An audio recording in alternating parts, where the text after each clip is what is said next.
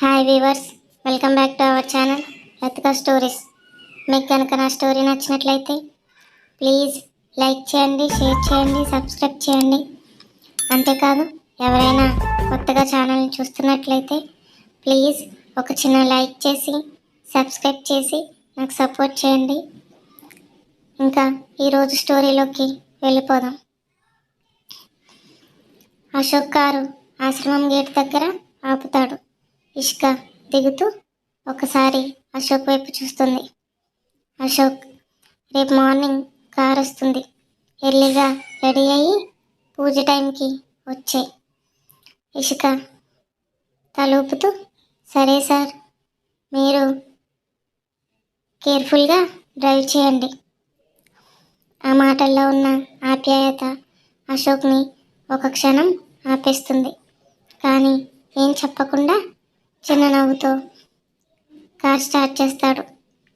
రాత్రి నిశ్శబ్దంగా ఉంది ఇల్లు. గడియారం 11 కొడుతుంది. హాల్లో మీరా ఒంటరిగా కూర్చుని తలుపు వైపు చూస్తూ ఎదురు చూస్తుంది. అప్పుడే అభి ఇంట్లోకి వస్తాడు. మీరా వెంటనే లేచి, అభి వచ్చేసావా, భోజనం వడ్డిస్తాను రా అని అంటుంది. కానీ అభి ఆమె మాటలు విననట్టే తూలుతూ ముందుకు నడుస్తాడు. అతని నడకలోనే తెలుస్తుంది పూర్తిగా డ్రింక్ చేసి మత్తులో ఉన్నాడని. మీరా దగ్గరికి వెళ్ళబోతుంటే ఆమెని పట్టించుకోకుండా నేరుగా మెట్లెక్కుతాడు. మీరా ఒక నిట్టూర్పు విడిచి చేతిలో ఉన్న ఫుడ్ ప్లేట్ని జాగ్రత్తగా పట్టుకొని అభి గది వైపు వెళ్ళింది. గది తలుపు కొంచెం తెరిచే ఉంది. లోపల అభి బెడ్పై అడ్డంగా పడుకుని ఉన్నాడు. మద్యం వాసన గదంతా నిండిపోయింది. మీరా ప్లేట్ని టేబుల్ మీద పెట్టి అభి భుజాన్ని తాకుతూ, అభి లేచి కూర్చో, ఏమీ తినకుండా అలా పడుకోకూడదు. అభి చిరాగ్గా చేతి నూపుతూ, వద్దు, నాకేమొద్దు అని ముఖాన్ని మరోవైపుకి తిప్పేస్తాడు. కానీ మీరా వణికే గొంతుతో, అభి కొంచెమైనా తిను, తినకుండా పడుకోకూడదు, లే అని మళ్ళీ చెప్పగానే అభి చిర్రెత్తిపోయాడు.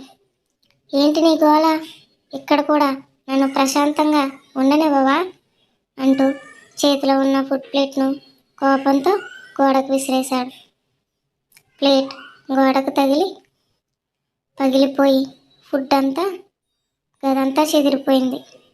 ఆ శబ్దానికి రమేష్ గారు, నిర్మలా గారు ఇద్దరు కంగారుగా అభి గదిలోకి వచ్చారు.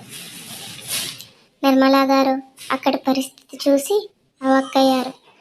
అభి, ఏంటిదంతా అని బాధతో అడిగారు. రమేష్ గారు గదంతా ఒకసారి చూశారు. చెదిరిపోయిన ఫుడ్, పగిలిన ప్లేట్, మీరా కళ్ళల్లో ఇంకా కన్నీళ్ళు. ఆ దృశ్యం ఆయన హృదయాన్ని బాగా తాకింది.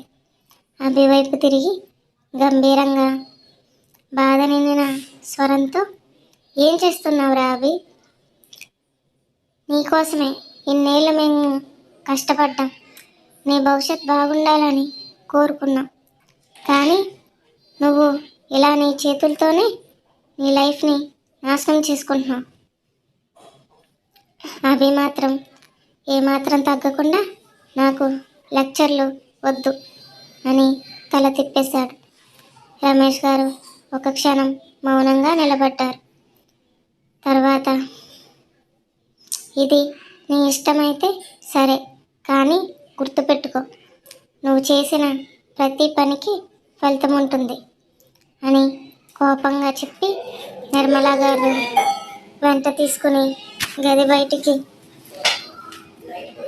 వచ్చిన రమేష్ గారు సోఫాలో కూర్చుంటారు. ముఖంలో బాధ, కళ్ళల్లో నిరాశ.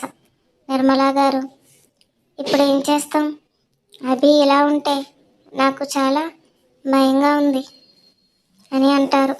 రమేష్ గారు, ఏం జరిగినా సరే మీరాతో పెళ్ళి మాత్రం జరగాల్సిందే నిర్మలా గారు ఆశ్చర్యంగా, ఇలాంటి పరిస్థితుల్లో కూడా? రమేష్ గారు తల ఊపుతూ, అవును, పెళ్లి తర్వాత ఇద్దరిని కొన్ని రోజులు దూరంగా పంపిద్దాం. పరిసరాలు మారితే బాధ్యత అర్థమై అభిలో మార్పు రావచ్చు. నిర్మలా గారి కళ్ళల్లో నీళ్లు తిరుగుతాయి. మీరు అనుకున్నట్టు జరిగితే బాగుండు అని బాధగా అంటారు. ఆ రాత్రి ఇంట్లో ప్రతి ఒక్కరికి తమ బాధలతో నిద్రలేని రాత్రిని గడుపుతారు. ఉదయం చాలా తొందరగా లేస్తుంది ఇషిక. ఫ్రెష్ అయ్యి పర్పుల్ కలర్ హాఫ్ సారీని తీసుకుని కట్టుకుంటుంది. దానికి తగ్గట్టుగా సింపుల్ ఎలిగెంట్ జ్యువెలరీ వేసుకుని జడను అల్లి తెల్లని పూలు పెడుతుంది. హాఫ్ సారీలో అచ్చం బుట్టబొమ్మల అందంగా ఉంటుంది ఇషిక.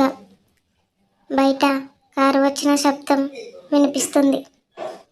వెంటనే మదర్ దగ్గరికి వెళ్ళి, మదర్, పూజకి వెళ్తున్నాను అని చెప్తూ మదర్ చేతిలో మెడిసిన్ బ్యాగ్ పెట్టి, ఇది మీ దగ్గరే పెట్టుకోండి, ఏమైనా అవసరమైతే వెంటనే కాల్ చేయండి.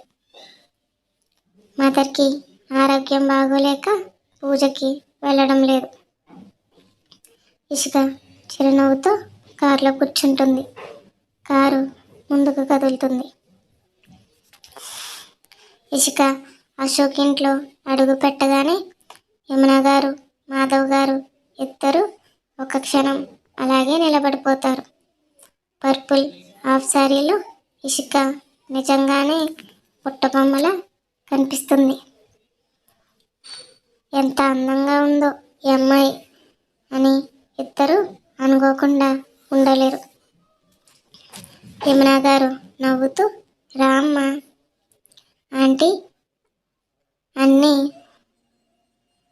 యమున గారు వెంటనే తేరుకుని, అమ్మ అన్నీ రెడీ, అందరూ వచ్చేశారు. పంతులు గారు కూడా రావాల్సిన టైం అయింది, కానీ అశోక్ ఇంకా కిందకి దిగి రాలేదు. నువ్వు ఒకసారి వెళ్ళి పిలువమ్మా, పూజ మొదలు పెట్టాలి అని అంటారు. ఇషిక తలూపుతూ, సరే ఆంటీ అని చెప్పి అశోక్ గది వైపు నడుస్తుంది.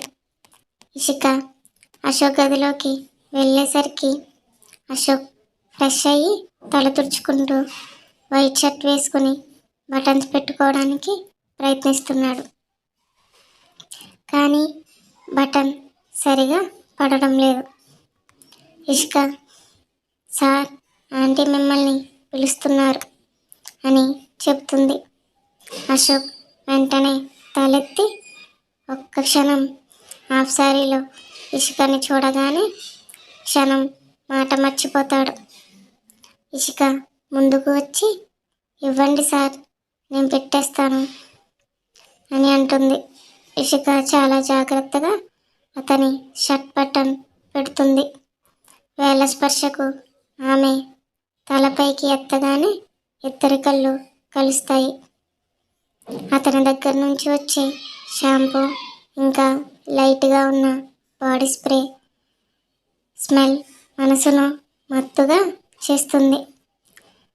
ఈ వైట్ షర్ట్లో ఏమున్నాడ్రా బాబు, ఇంత బాగున్నాడని అనుకుంటుంది మనసులో.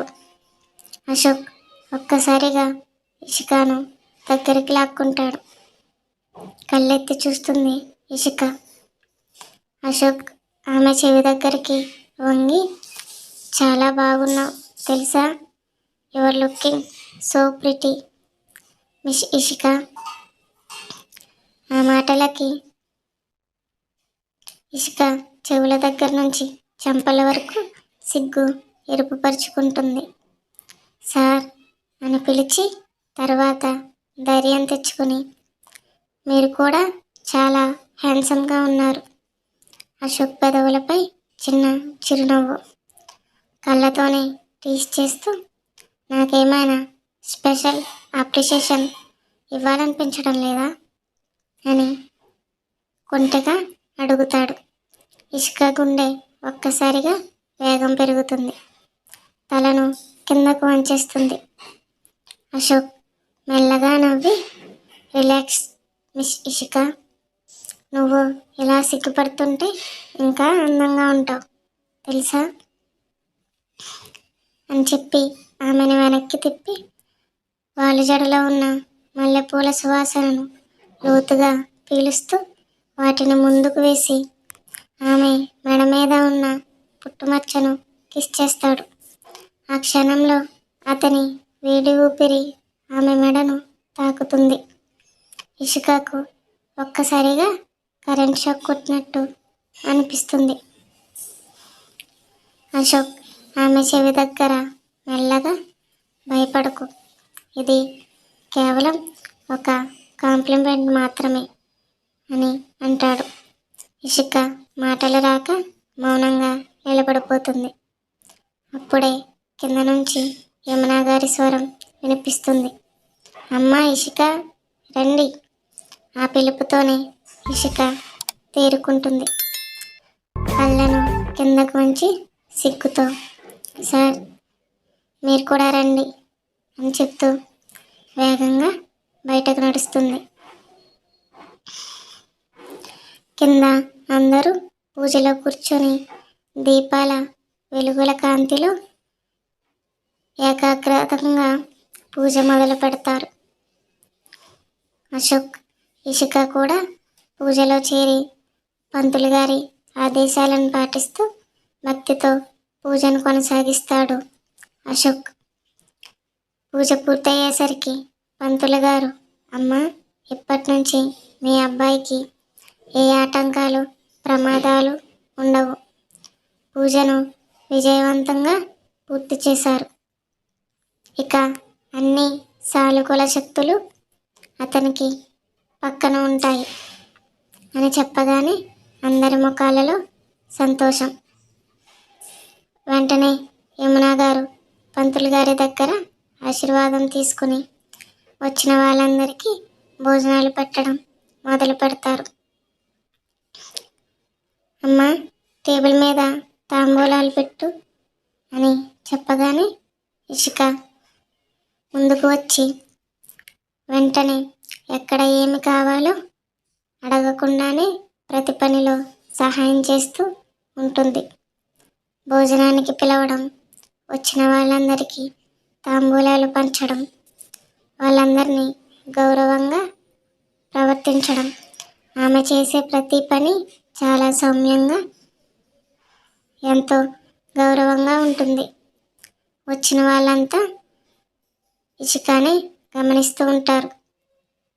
ఎంత అందంగా ఉంది అమ్మాయి, చాలా సంస్కారంగా కూడా ఉంది.